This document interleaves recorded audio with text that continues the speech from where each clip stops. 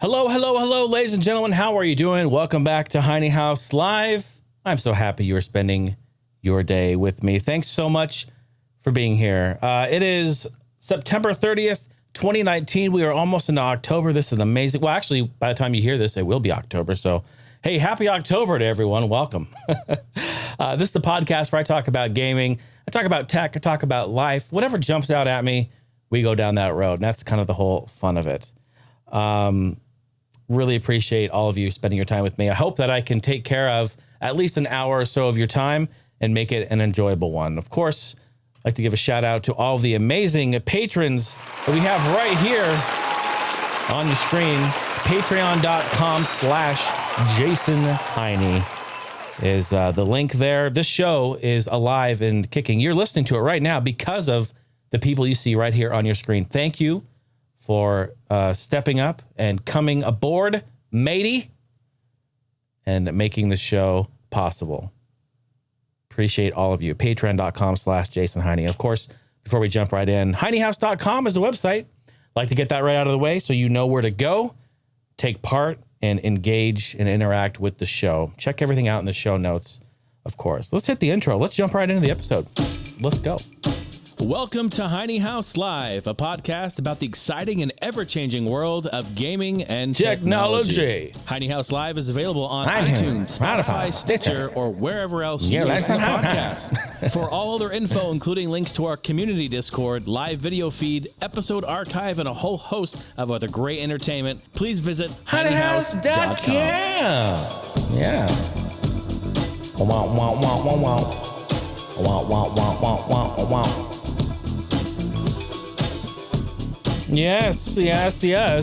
Welcome back to the show. I just got an email, and they were talking like, Chick-fil-A sends me emails, and they said it's International Coffee Day on October 1st. Did we already have 5 or 6 days that were International Coffee Day? Don't get me wrong, I'm not complaining. I love coffee, and I will have coffee every day and take any opportunity I can to have coffee, but didn't we already have one? They sent me an email about some salted caramel coffee milkshake. Yeah, you're going to get me triggered. I haven't even had your mac and cheese yet, Chick-fil-A. So, yeah. Chick-fil-A is a restaurant here that we have down here in the big AZ. So we're going to have to try that. Totally random thought there. Of course, you want to send an audio question? I would love to hear from you. I feel lonely. No one's called me. No one has called me. I feel so lonely and scared and hurt. I have a call? I played one last episode. I don't have anything in there. Yeah, it was last episode. I know. I feel lonely. I don't think anyone cares about me, Steph. I don't think anyone cares. They're just like, even a voicemail. I don't want to talk to you. I don't even want to talk to his voicemail. Nah, she feels like that too. Oh man. Oh, what the fuck? You got mail. Yeah. Yeah. The more you know. Yeah. Hey, if you're listening to this on a podcasting app, feel free to give it a rating and a review. Really helps me trend, and I like to get into that trending and help share the world of gaming and tech and fun stuff. All right, we're going to jump into some random news. We got some stuff that's been happening. I think I'm going to rename this segment just for this episode. Maybe future ones. I don't know. We'll see what happens. I'm going to rename it to just Random Food News, lols. Because every time I talk about random news at the beginning of the show, I always seem to talk about food. It always comes back to food. In fact, I named a podcast episode that specifically always comes back to food. What's wrong with you? What? Get some help. Stop it. Get some help. Nestle, though, the incredible chocolate makers, they're creating an exotic high-end Kit Kat bar. Well, we love Kit Kat bars. But what is this about? Well, it is a luxury, handcrafted version of the Kit Kat. It's available only in the UK right now, so everyone over there, very lucky. Let me know how it is. It's just in time for the holidays. Mm-hmm. However, you're going to be dropping about $17 or so on a bar. So this is super high end. This is very exotic. Choose from over 1,500 different flavor variations, and it will come in a personalized packaging. So you can customize it by saying probably weird things like, I'm a fat ass, I love chocolate. I don't know. You say whatever you want. But how cool is that? $17 a bar. I mean, that's pretty exotic, I would say. What else do we have for food news? Taco Bell chips are here. Okay. Yeah, we've heard about this for a while. And in fact, Steph and I have gone out. We've tried to find them. We cannot locate them anywhere. So maybe they're rolling out or something like that. I don't know. If you know where they are, or if you've had them or purchased them, get in Discord and let me know. Please let me know where they are, because I can't seem to find them. So these are light colored tortilla chips, and they look harmless. However, one of the flavors, Carolina Reaper, is made with the Reaper peppers. So they quote, it's scorching. And that's no joke. People who have tried them say it is hot AF. Don't eat a whole bag or your asshole will be on fire. Flames out the butt. 5 pepper scale on the bag out of 5 peppers. Yeah, so they're not joking around on that. That's not some marketing gimmick. They say they're hot as shit. Of course, the Reaper, they're called Reaper Ranch. And so what they're trying to do is make it like it's ranch at first. And then, you know, it's a little cool down of the ranch. So don't, you know, it's okay. You can have it. No, it's bullshit. It's fucking hot. So first you'll taste the cool little bit of ranch and then it burns. It's a slow burn. But they do have other flavors. They have mild and fire, you know, to go along with their sauce packets. I would absolutely love to try mild and fire. I think I'd be into that. I would not be into the Reaper Ranch. One, I don't like ranch. Yep. Oh, I just heard. Oh, wow. I just heard everyone's gasp. That was crazy. Did you hear it too, Steph? I heard all of the listeners just gasp. Wow, I could actually feel it. One of the few people that you know that don't like ranch. Steph doesn't like it either. That's why we're, you know, together. Yeah, but mild and fire, I'd be down to try it. Let me know where you guys have found those, if at all. Actually, I have a little picture here. I could probably pop up this picture and show you real quick. There it is. Look at that. Looks nice. Yeah, I'm down to try that.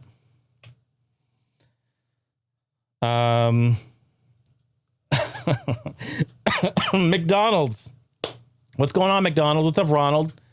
McDonald's McSwag event has left customers McSad. Evidently, McDonald's had done this little cross promotion thing where if you use Uber Eats, you order food and then you get swag. Like you can get some t-shirts, I don't know, pins, a bunch of just random McDonald's swag. I mean, if you want a McDonald's t-shirt, hey, go for it. I mean, you know, I'm all for it. But evidently, the fine print, as with most kind of exclusive promotional marketing events, will say, while supplies last. We've been hearing that from the beginning of time. Well, that could mean that they have only 5 t-shirts in the entire U.S., and once they're sold, they're done. So they use it as a marketing gimmick there. I feel like this is what's happened with McDonald's, because what happened was people were ordering food from McDonald's through Uber Eats, and they weren't getting anything. No swag at all. No mixed swag. Last Thursday, Uber Eats and McDonald's promised America to get some mixed swag. Well, I quoted Allison Robacelli because she had this incredible article that she wrote. Shit, and I forgot to put her website. How stupid am I? I gotta credit these people. Allison Robacelli. I think it was on Drive-Thru something. Shit, I'm sorry, Allison. She won't ever hear this, but sorry. So I quoted her because she had such a great paragraph. It's so funny. It's perfect. It just basically tells a story. Last Thursday, Uber Eats and McDonald's promised America some mixed swag. It was 100% the reason why I had 60 McNuggets, 2 Big Macs, 4 pumpkin pies delivered to my house. Instead of making my family a dinner that would have consisted of at least 1 vegetable, I have no problem shaving years off of my life if that means getting a free t-shirt that I will never wear. Allison, that was fantastic and absolutely perfect. I think we will jump through any hoop that we can to get a mixed swag t-shirt that we'll never wear or use as a oil rag in the garage. Done that a few times. Anyway, so people placed orders. They didn't get their swag. In some cases, not even getting their food right. Oh, big surprise there. Take a look at this pic that I have here. If somebody posted. Yep. That is a Big Mac box full of $5 bill, a $1 bill, and some change. That's right. McDonald's gave them their money back in a Big Mac box. You're seeing that right. When they run out of your food, they refund you, and this is how that McDonald's ended up doing it. Isn't that funny? It's messed up, bro. Bro, get some help. Stop it. Get some help. Anyway, there's been no evidence of anyone receiving any McSwag at all. If you received a McShirt, let me know. That was my random news section. I'm renaming it to the food section. Oh my goodness, folks. What is wrong with me? Are you ready for this week in gaming history? Yes.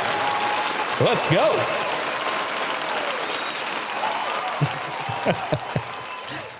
This is a fun section. Everyone loves this one. This is This Week in Gaming History, the section where I talk about games that were released in the past during the week the podcast is out.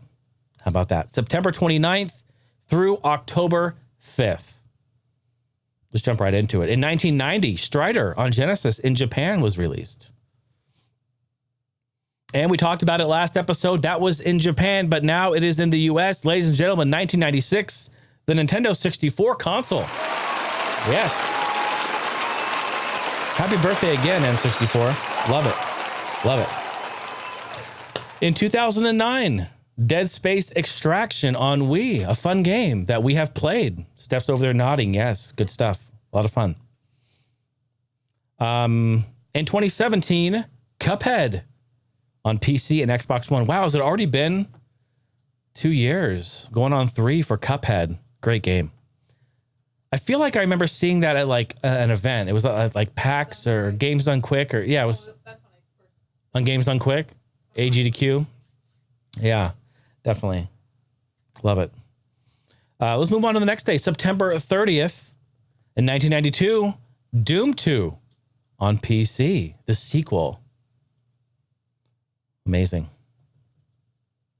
In 1997, Fallout on PC, the original Fallout, which was way different than Fallout that we know today. Definitely go back and take a look at some of that footage. Actually, Stephanie just started playing. She went back and played a little bit of Fallout, the original Fallout, for a little bit. She was having fun with that. It was a brutal game. Very brutal, yeah. She's saying it wasn't easy. And not only that, she had to do some crazy fancy footwork to get the resolution right, and the resolution of the game and the resolution of the text were different. So she had to do some trickery, and it was quite crazy. All that work, I still couldn't get dog meat to follow me. Couldn't get dog. I don't know if you guys heard that. She couldn't get dog meat to follow her after all that. That's terrible. Sorry about your dog meat. Don't get Bob triggered. Meat? Chicken nuggets? McDonald's? What? What are you talking about? A year later, in 1998, wow, on the same day, but a year later, Fallout 2. That's crazy. Must be like Fallout Day. September 30th is Fallout Day. Has it been renamed that yet? That should be. 1999, Grand Theft Auto 2 on PC. We got some PC love here going on. 2003, Halo. The original Halo on PC. And look at that, 2003. We are just now, many, many, many years later, finally getting Halo to come back to PC. I've always thought that was weird. Microsoft only did the first Halo on PC, and then the rest of it, put it on the console, put it on their Xbox. I know they want to push the console. They want to push those sales, but don't leave out PC people, man. We're on it. And now they're finally bringing it back so we can play it on PC again. Only took them a few years. Only took them 15 years. 2009, Gran Turismo on PSP, which is a fantastic version of the game. No one really talks about the Gran Turismo port on PSP. It is very, very good. And here's a little tip, a little trick for you. If you can find the component cables for the PSP, they're very rare, but you can find them. Maybe even third party. Be leery, but maybe third party. You get the component cables, plug that into your PSP, plug that right into your TV, and then you're set, dude. You have a great, great setup to play PSP games on your TV from the couch. It's awesome. And I'll be honest, that is the way I prefer to play. I love handhelds. Game Boy Advance and PlayStation Portable and 2DS, 3DS, all these handhelds and stuff. I love them.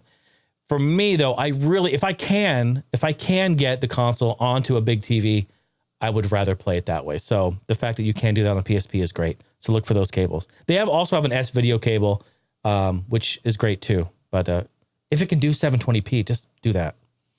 Might as well. Okay, hey, we're out of September. October 1st. Hello, October.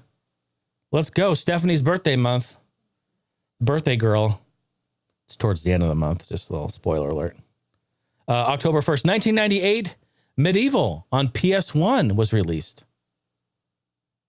2007, Legend of Zelda, Phantom Hourglass on DS was released. 2008, Mega Man 9 on 360. Oh my goodness, 2008. I remember when that came out. This makes me feel super old because I remember like the days that this stuff happened. It's crazy. Memories. Okay, 2013, Grand Theft Auto Online, PS3 and 360. Remember how super hyped that was? Wow. And that was almost like one of the biggest letdowns in gaming for me, man. I was so hyped for that, like a fucking Grand Theft Auto Online sandbox open world with friends running around, doing shit, robbing people, running people over, having a blast in Grand Theft Auto. Bro, I fucking logged into that thing, walked outside like, look at me, I'm here. Bam, dead instantly. Lost all my shit. What happened? I spawned back in my house. What did I do? I walked over to the edge. I looked down. Those fuckers are still on the bottom waiting for me to come out again. What? Bro, get some help. What? It pissed me off. I'm still mad about it, as you can see. But hey, Grand Theft Auto Online. Thumbs up. I don't know. It's been like 4 years since I logged in. Maybe I should jump in and see if it's any different. Do you play it? Do any of you play it? Let's talk about it. October 2nd, 2002, Need for Speed Hot Pursuit 2 on PS2 and GameCube. We got some racers here. Yeah, you know it. 2007, the one, the only, the amazing Flat Out Ultimate Carnage on 360 was released. An amazing game, even today. The best Flat Out and unbelievable arcade racer. You need to play that, hands down. Buy it on Steam, get it on 360, play it. 2007, WoW Battle Chest. We saw this yesterday. WoW out thrifting. Shout out to our new thrifting episode. Episode 37 is going to be uploaded next week on my YouTube channel. So check that out. Everyone loves thrifting. It's back. It's coming. 2012, Sonic Adventure 2 on PS3. 2018, we have two actually in 2018 on the same day. Assassin's Creed Odyssey on PC, PS4, Xbox One, and Mega Man 11 on Switch and PS4 on October 2nd. Couple more days here. October 3rd in 2010, Wii Party on Wii. I was there day one, man. I bought that shit. You know what? It's a fun game. Not all of them are great, but I really liked Pool. Pool was fun. 2011, Rage on PC. The incredible id developed game that Carmack went on record and just say that they spent way too much time building that game. They spent like 4 years making it or 3 years. And by the time they were done with it, the tech had evolved. Everything had changed. Like the game was different and it didn't really get the love and appreciation, I think, that they hoped for. But yeah, really cool interview from John Carmack on that one. I think he was recently on a podcast. I don't remember where he was. I remember seeing it, but anyway, good stuff. 2014 Super Smash Bros. On 3DS was released. 2 more days here. October 4th in 1991, Super Ghouls and Ghosts on the Super Nintendo in Japan. That's a game that's fucking difficult. 1995, Super Mario World 2, Yoshi's Island, one of my favorites. So cute. In 2004, Mortal Kombat Deception on PS2 and Xbox. One that not a lot of people talk about. Mortal Kombat went through that, what would you say? Growing pain stage, the rebellious against their parent stage. They did a bunch of weird shit.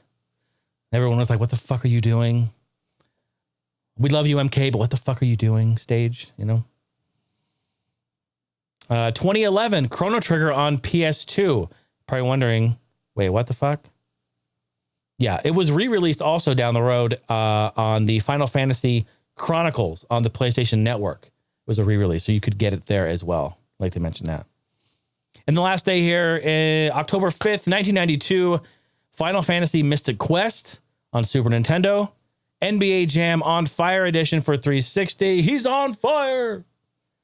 And lastly, in 2018, a year ago, on October 5th, Super Mario Party on Switch. That was This Week in Gaming History. Yes. How about that? Catch me inside. How about that? I'm playing the games. Catch me inside. All right, we're going to roll into some gaming news. How about that? We have a lot to talk about. I have a lot of gaming news, but I think I actually have a few more articles in a tech. Oh, no, I don't. Actually, I got a lot. No, we're good. We're good. It's a good episode here. Sony, they did their Nintendo Direct style. That's what everyone's calling it. They call it the State of Play. It was a live stream that they did recently. And they talked about a few things that are coming out, talked about some news. You should go watch. I'm not going to recap the whole thing, but you should go back and rewatch the entire event. They talked about a lot of cool stuff, including some new games and also a new bundle. We'll talk about that here in just a second. The Last of Us Part 2, they announced that. It's going to be released February 21st, 2020. That's right around the corner. Not that far away. We're right there. And also a demo of the upcoming remake of the PlayStation 1 game, Medieval. I talked about that earlier. It was in This Week in Gaming History. Here we are, 20 years later. They're doing a remake. So a playable demo is coming for that. So check it out. And then we talked about a new bundle. Well, it's a limited edition Death Stranding PS4 Pro bundle. It's coming out November 8th with a cool dripping handprint design. Go check out the State of Play to learn all the details about that and see all that good stuff. And it got me thinking, here we are talking about, Sony's releasing a bundle, another PS4 Pro bundle. This is basically, folks, this is going to be probably the last run of any bundle that we're going to see from PS4 Pro land. Because remember, next year we're going to really dive in on the PS5 and we're going to start seeing that. And when that happens, Sony's going to want to really unload these consoles and get them moved out. So again, I feel like if there's a time to buy a PS4 Pro right now, and same thing with Xbox One. If there's a time to buy any of this generation's consoles, do it right now. Or just do it right after the PS5 or the new Xbox comes out when that gets released, because prices are going to come way down and the secondhand market is going to be flooded, super flooded, because little Billy is going to be trading in his PS4 Pro to try to get the new console. He doesn't give a shit about the PS4 Pro and all the games he's got. He doesn't give a fuck about any of them. He wants the new console with Fortnite. So that is your opportunity to swoop in and get a good deal on a console. I did that with 360, man. I always tell the story. I don't want to say it again, but I'm going to say it again. When I got the 360, I went through like 2 consoles. I got Red Ring of Death twice, and I finally was like, "Fuck it, I'm done. I'm taking it back, getting my money back, and I'm going to buy a console down the road, like way down the road." And that's what I did. I waited until 2010. And I got, when they announced the Slim, and they released a 4 gig Slim and then the 250 gig Slim. Remember, one was matte and one was gloss. So I picked up a gloss one and that one worked flawlessly. So, and yes, it can be argued like, yeah, I basically missed out on the entire like generation of like that console's life. And yes, I did. And so there's a give and a take there. It sucks because you can't enjoy it while it's happening. But if you are patient and you don't give a shit, then you can pick it up later on when it becomes not popular anymore. And yeah, give or take. You decide what you want to do, but that's kind of what I like to do. Anyway, yeah, so check out Sony on their State of Play live stream. Well, Microsoft jumped right into the ring as well, right after the fact, and did a conference themselves following their State of Play.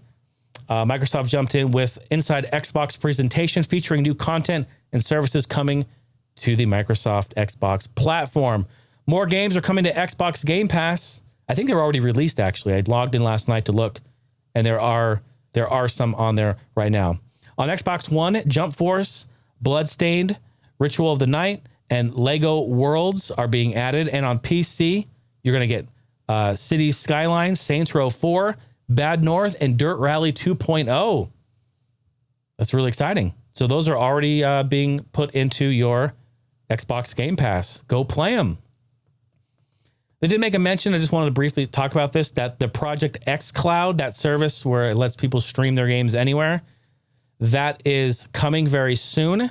And I believe they have a splash page where you can, I think it's where you can log in and see if your device is supported and or meets the system requirements. I think that's what it is, because it's not active just yet, but it is coming very, very soon. So go ahead and just look that up and check that out. So yeah, a lot of great stuff from the Sony and Microsoft world. I'm excited, man. A lot of good stuff. New console bundles. I mean, we're in this really kind of, not a gray area, but we're in this transition period, even more so right now than even we were 6 months ago. Because like we were learning about stuff 6 months ago, like, oh, new consoles are probably coming out soon. But now they're going to happen next year. So we're really having to decide where to spend our money, right? If you want to go ham and really get in on PS4 and Xbox One games right now, get them while they're cheap. The secondhand market is going to be super flooded like it always is when a new console drops. So yeah, man, it's exciting. This is very exciting times. I like it. This was a really fascinating article. The largest social VR convention just happened. What am I talking about? Imagine if Anime Expo were in VR. Think about this for a minute. Where attendees could browse booths and search in search of avatars, apparel, accessories, try them on, and also make purchases. What? Yes, a virtual convention. I think this sounds amazing, and I would love it. Can you imagine just going into a convention and like walking around and like talking with people or checking out booths or vendors? Imagine being a vendor. What if you were a vendor? You could set up something and like show off. Maybe you're an artist. So you could show off like pictures of your art. Maybe you're a musician. Hello, hint, hint. And you could show and let people listen to your music. Maybe you're a developer. You can have people play little demos of your game. Walk up to the booth, click X, your game launches, and they can play a little like 5-minute demo of it. Or like, dude, think about that. How amazing. In VR? Fuck. I'm sold. Sign me up. This launched on September 21st at 11 a.m. The convention, it was hosted by Tokyo-based VR company Hickey. It's Hikky. Hickey? Give me a little schmooch. It's going to run through September 25th, so it's already done. But it was very, very popular, and it was done through the social VR platform VR Chat. That's online. I know I see a lot of people on my Steam friends list playing that. And yeah, I've even watched some really funny videos where people are just, yeah, VR Chat is interesting. Let's just say that it's not always PG in there. You definitely got to watch what's going on in there. But yeah, I think a VR convention sounds dope. I would absolutely be interested in that. Mario Kart Tour on mobile has been released. I know everyone knows this already. Probably have even played it. But some news has kind of been evolved. This was a few days ago, so you probably know it. But I want to talk about it anyway. I don't actually have the game and haven't played it. I know, what? Weird. But the 200cc tier, along with other items, gold items, and events are locked behind a paywall. Oh, big surprise here, folks. Big surprise. Free-to-play game is not free to play if you want all of it. Big surprise. So it's on iOS and Android, and you can basically get the 50cc through the 150cc GP races. But if you want to take full advantage and get the 200cc, which unlocks all the other stuff, it's $5 a month. Now, $5 a month is not a lot. It's not a lot at all. I don't know if it's just like people are upset because it's the point of it and having a paywall to get the complete game. I mean, they give you some of the game, believe me, I'm not sitting here like defending that. I just think that I think it's okay for them to release the game to let you play and have fun. And then if you want to take advantage of all of it, if you want to go to the next level, if you want to enjoy it fully, you should pay for it. However, the monthly thing, that's weird to me. Why not just charge $5 or $10 and just get the full game? Like the monthly subscription, it's weird for that. It's really weird for that. Yeah, that's really, really, really weird. I got to think about that. They are giving you a 2-week free trial if you want to check it out, but then after that, it's $5 a month. So the subscription service is called the Gold Pass, and it gives you gold gifts, which give you exclusive bonuses for completing in-game tours, gold challenges, which are challenges that allow players to display exclusive badges, plus the 200cc mode.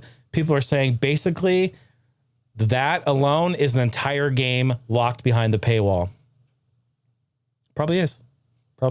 You know, Nintendo's kind of been hit or miss. I went on record years ago on All Gen Gamers, years ago, and I said, Nintendo will never fucking release their games on mobile. I cannot see them doing that. I just couldn't see them doing it. You know, I feel like they're like Apple. They're so closed on letting anyone else have access to any of their assets or any of that. But now here we are. I mean, I saw Mario and Sonic. They skinny dip now together. They're hanging out. They're doing all kinds of stuff together. I thought I'd never see that, and here we are. And now we've got Dr. Mario and Animal Droppings and Mario Kart. It's all on mobile. Hell has frozen over. Speaking of hell freezing over, Half-Life 2 just got an update. What? Is that a dingwoo? Oh my God, Tim Allen. What do you think about that? That's right. After 5 years, a patch came through for Half-Life 2. Also Half-Life 2 Episode 1 and 2 and Half-Life 2 Lost Coast. It had to deal with their NPCs. Evidently, the issue was originated back in 2014 when Valve moved its games to its new Steam pipeline. And when they moved them over to the new pipeline, it broke a couple of things in that game. And I've replayed the game many times since that time, and I just thought that this was like a normal occurrence. The NPCs, every NPC in Half-Life 2 from 2014 to just currently do not blink. Their eyes do not blink. They just are sitting there like, yeah. And I thought that was just normal. Well, some people who have a lot of attention to detail spotted that and were like, wait a minute. These people aren't blinking. This is weird. Some people even went back to their Xbox 360 orange box, loaded that up to see if they blink in there, and they did. So they're like tripping. Why aren't they blinking? They look weird. I mean, the citizens of Half-Life 2, you know, they have it pretty rough. Think about it. Not only do they have to live under the wrath of the Combine, but they just had to spend the last 5 years not blinking. That is some dry ass eyes. Give these NPCs some Visine.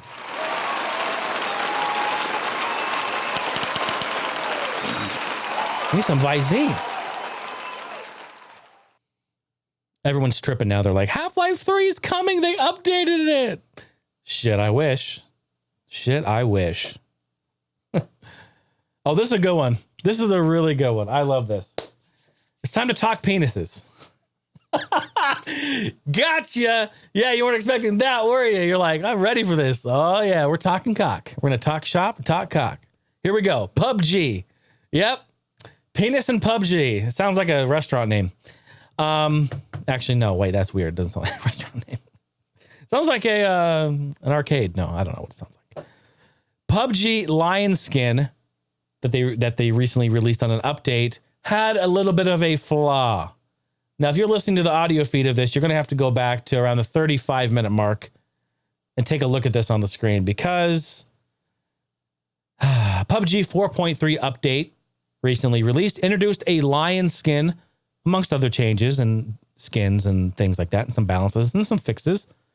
But they also released some Halloween skins too, which is great and exciting. However, they released a skin called Leo. It's the Leo skin. It lets you dress up as a lion. And then once you are that lion, you can customize that lion and put some different shirts and stuff on and all that. But it's a lion. So lions have tails, right? Yeah, it's cool. Well, the tail doesn't really have any tail physics. So in other words, the tail doesn't really flop around like it should, if you know what I mean. The tail is maybe a little stiff, if you know what I mean. The tail kind of protrudes, if you know what I mean. What happens is you jump out of the airplane on PUBG, and the tail... I don't know what to say. I guess I'll just show the picture. The tail is between your legs, and it looks like a lion cock. Oh my goodness. What? They did not look at that when they made the skin. They didn't think about it. They're like, it's great. There's no tail physics. And why does a tail look like a cock anyway? Isn't it supposed to be like furry the whole way? Why does it have a head? Stop it. Get some help. Stop it. Get some help. So funny. And I got to say, I'm a PUBG fan. I love playing PUBG. Shout out to my homie Cody, who bought me the game like 3 years ago. Here's the thing. Am I going to get a whole bunch of shit for this? Why do we have all these dumb skins? Why do you want to be dressed up as a fucking lion in PUBG? Like, I'm sorry. Maybe I'm showing my age. I don't get it.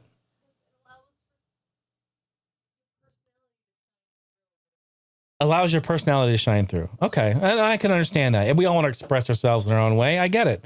You want to be a...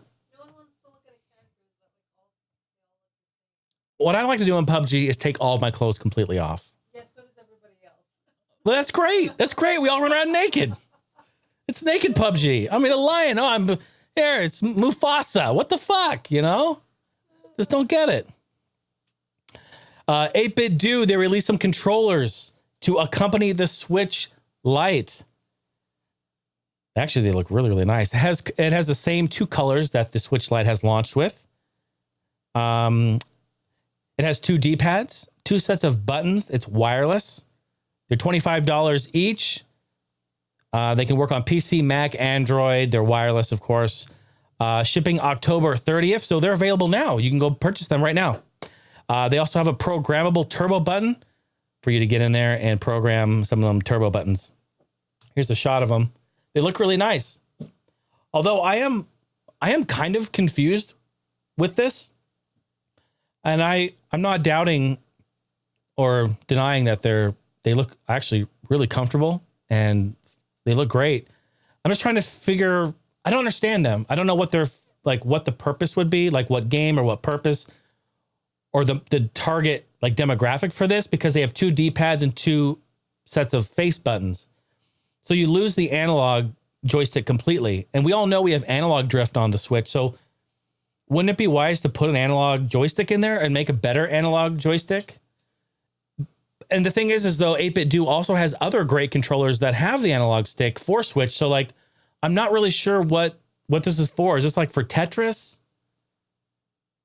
Like, the new Zelda game doesn't support the D-pad. You have to use the analog stick. So like this wouldn't even work for that. And then it's for a console that's supposed to be a handheld that actually discourages the use of using wireless controllers because it's a handheld and you hold it and there's no kickstand on it. So you can't prop it up anyway. I'm like, well, it's actually for Switch. It's not for Switch Lite. Well, look at the colors. The colors are Switch Lite. So anyway, I'm just confused, as you can see. I don't really know what that's for. $25 is a good price, I think, for a great wireless controller like that. And they make great products. So I don't know. What do you guys think about that? I mean, what would that be for? I totally have no idea. Totally at a loss. So let me know. It could be a great Tetris controller. You know, could be that. We're going to move on to some tech news. That was gaming news. How about that? Let's move right on tech news. Yeah, we actually had some serious breaches and serious hacks that have happened this week. A lot of crazy shit going on there. YouTube was hacked. You've probably heard about it. According to ZDNet, an investigation was found and kind of reported on this, that a lot of well-known YouTubers, big YouTubers in the car community, also in, I think they said the cooking, and also in the gaming and Disney categories, and some influencers, they say, have been hacked. And it was basically a very calculated, very aggressive spear phishing attack where they would send fake emails to these content creators, and then they would get them to log in to a fake Google page, which looks completely legit. And when they do so, their login credentials were then harvested. All of their information was then transferred over to the hackers. They got rid of their channels. They deleted their videos. They lost access to their accounts. It's actually an extremely serious deal, and that's terrible. It was definitely a coordinated spear phishing attack. So be very vigilant, folks. Do not ever open up email attachments or log in through emails. Like, just be very, very careful. This is crazy. Basically everyone's getting hacked. This is the world we live in. This is undeniable. All you can do is try to be as careful as you can. Even when you are careful, we're going to talk about DoorDash coming up. DoorDash got fucked, and there's nothing, like, it's not your fault. There's nothing you can do. It's just the way it is. It's really, really sad. Google did make a statement. We encourage users to enable two-factor. You really should enable two-factor on everything, even though that isn't 100% secure. It is more secure than not having it. So enable two-form factor. And if you can, have it to where they don't send you a text to authenticate it. Have it be done within an app. If they offer an app for that, like Blizzard has it, Google does have that, Authy for Discord and Patreon and a bunch of others do this. You should authenticate it through an app if possible. It actually pops up on your phone. You click yes on your phone, and then you're good. Do it that way. So yeah, a lot of serious stuff going on in the YouTube world. That's kind of a big mess. So I hope they get that resolved quickly, and it sucks for everyone who got hacked in that. We have some Amazon news here. If you have a smart device from Amazon, I apologize. Maybe unplug it real quick. Because I'm going to be talking and saying the words. And I'll give you like a couple minutes to go do that before I talk about it. Amazon held their media event in Seattle on Wednesday. The company unleashed a flood of hardware over 90 minutes long. The presentation was quite in-depth, including new Alexa devices and new Echo devices and some other gadgets. I'm not going to go through all of them, but I'm going to show some of them. I rounded up the highlights here to kind of show you some. I'm going to pop open the pictures. We'll just go through them together. Echo Buds, wireless Bluetooth Echo-powered hands-free earbuds. All right, that's pretty cool. It's like AirPods, but Echo Buds. Hey, buddy. Echo Frames, Alexa-powered smart glasses. Talk to Alexa without having your phone. It's beta testing in the fall. $180 a pair. No camera on it, thank God. But look at this dude here. Basically, she's like, are you looking at me or is it Alexa? And he's thinking, it's Alexa. Let's go. Echo Loop. What? A ring that you wear on your finger that you can talk to. It has haptic feedback, has a mic and a speaker, allows you to talk to your hands. What the fuck? Look at this dude. He's like, this is what he's saying right here. Yeah, there's radishes are on sale for 49 cents a pound. And I'd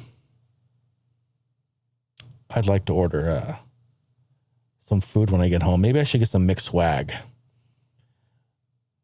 Alexa, remind me to get McSwag when I get home, please. I'm at the grocery store and I just want to get out of here. And little Susie Roo here, she's been annoying. She's been yelling the whole time. Look at her. She's yelling. She wants to go shopping at somewhere else, but I just want to get these horseradishes and go home. Thank you, Alexa. I love you. Bye. That's pretty much what he said. I talked to him. That's what he said. A new Echo speaker. All right, not much info. Just the speaker, new speaker. Echo Studio speaker. This is really cool. Look at this. 3D audio now. It has 5 speakers inside, a 5.25-inch woofer, and a ported enclosure. This thing looks dope. To be honest, that probably sounds really good. I would like to try it all day. Echo Dot, a new Echo Dot with a clock in it. You can now see through the mesh and see the clock right on front. And I think that's kind of a nice looking device. I like it. This is my favorite though. The Echo Glow, a lamp. You can make glow any color. You can dim it. You can adjust the brightness. You can also set it to automatically dim or brighten up depending on your sleep schedule. How cool is that? I like that. I also really like this clock that they have next to it. Look at that. That's a really cool clock. It's like a clock in a cereal bowl. Just add milk. He need milk. There's a new Ring camera. Looks cool. Yeah. Ring. Awesome. That's it. Yeah. Some new Amazon stuff. New Amazon stuff. How about that? I like it. 8 years after its launch, folks. 8 years after its launch, Twitch is getting a facelift. That's right. It's getting a new look, new colors, fonts, different tools for creators, a new dashboard interface, and chat upgrades are all here and rolling out slowly. TwitchCon happened last weekend, and a lot of news came during that time. The idea, and this is what they said on here, quote them, the idea was to future-proof the brand and to better represent its creator community. Quote, I think the important feature is that we're not tearing everything down. Twitch is a brand that is loved by a lot of people, and we want to be very considerate to our community. And that's great. Hey, any company that is saying that and trying to do that, I'm all for it, because basically, you know how it is. These companies are here for the community at the very beginning, and then in the end, they don't really care. They just shit on you. So that's nice. The nuts and bolts of it is what they say. There's a new purple color. All right, so it's definitely a little bit lighter, not as dark. And there's a new font called Rubert, it's actually really cool. It's based on the synthesizer, the Moog synthesizer, the very popular Moog that was created so many amazing songs. And there's around 20 or so new colors. There's a new logo, their logo is called Glitch. I don't know if you knew that. It's called Glitch, so there's a new Glitch. And the effect is that Twitch logo looks sleeker and more modern. I have a couple of screenshots here to show you. And I'm not going to lie, I like it. I think it looks good. And their new slogan they just came out with, slogan is, you're already one of us. That's their new saying. How about that? Thank you. Yeah, I like it. I like that the purple's a little brighter. I like the more modern look. And I think it looks great. So, hey, good stuff. I'm excited, and I can't wait to try out some of the new features and see the new chat stuff. So, I guess it's a great opportunity to plug my Twitch. You can find me on Twitch, twitch.tv/The Heine House. Yeah, let's go. A couple more news articles before we wrap things up here. DoorDash, here it is, folks. Here's the DoorDash. They did confirm a data breach affecting 4.9 million customers. Oh my goodness. What's wrong with you? Bruh, get some help. 4.9 million customers are affected by this breach, AKA, that's everyone. Customers, delivery workers, and merchants all had their information stolen by hackers. The breach happened May 4th, the company said. Wow, holy shit, May? Hold on, let's do the math real quick. May 4th, so May, let's count May as a whole month. June, July, August, September. The fuck? Took them 5 months to report that. That's not looking good. Customers who joined after April 5th, 2018 are not affected by this breach. Yeah, that's rough, man. That is rough. Company also said customers had the last oh God, here we go. Get this. Company said the customers also had the last 4 digits of their payment cards taken, though full numbers and card verification values, the CVV, were not taken. Both delivery workers and merchants had the last 4 of their bank account numbers stolen as well. Around 100,000 delivery workers also had their driver's license information stolen in the breach. Holy shit. Holy shit. Dude, there is no fucking way I'm going to buy a house at this point. My account has been breached 20 times this year. My credit is fucked because of it. I'm not meaning to make light of it or make a joke about it. It's terrible. It's terrible. It's horrible. And it just sucks that that's the world we live in, man. That is the world we live in. You can't get ahead. We got these fucking assholes that are trying to steal our data. Stop it. Stop it. Get some help. Get some help. I said it before. Go to Las Vegas. Go to the fucking hacker convention.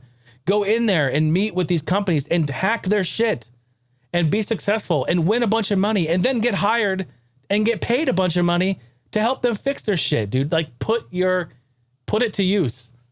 You're talented. Put it to use. I don't get it. I don't know.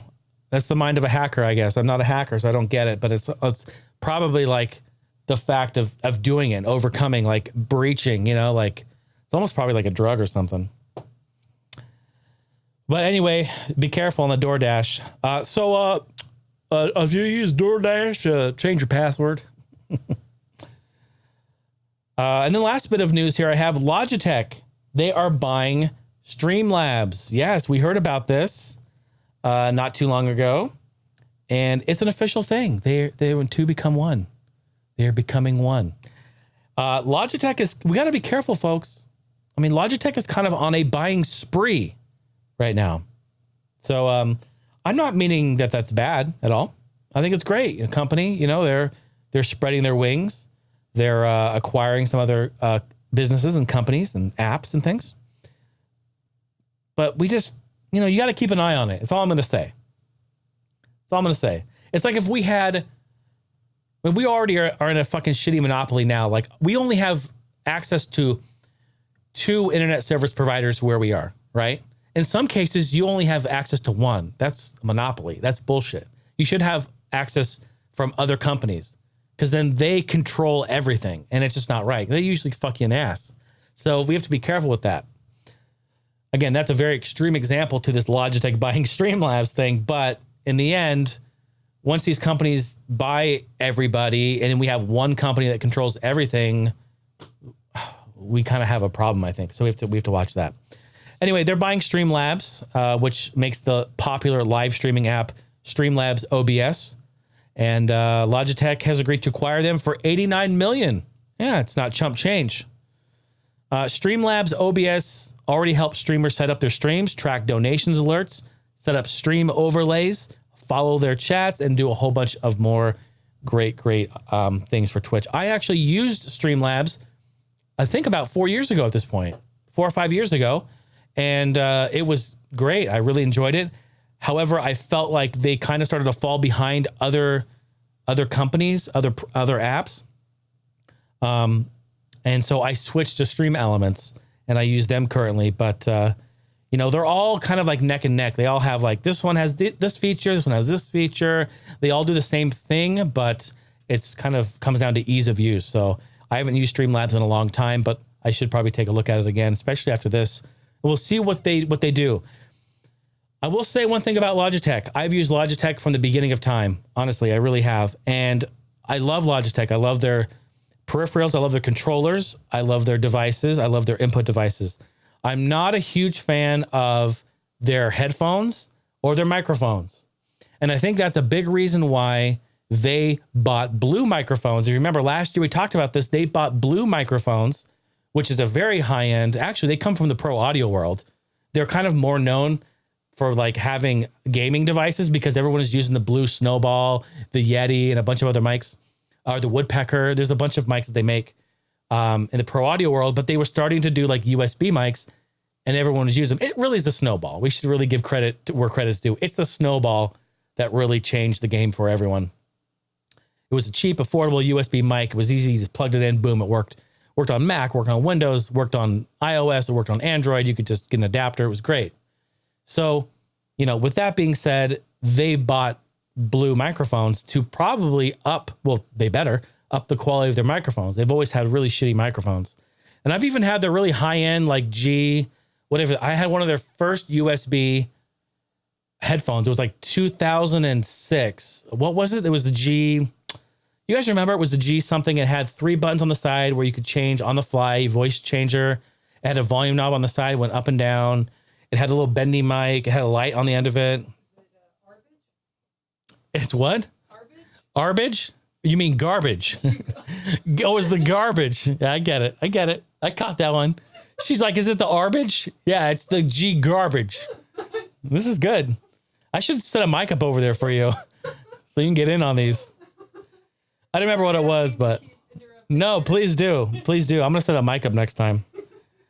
But yeah, no, it was garbage. In fact, I put it back in the box and stored it for 10 years. And then I sold it on eBay, like maybe 6. One of the last things I sold on eBay. Surprised I didn't get it back. It's broken. They sent me a pile of shit in a box.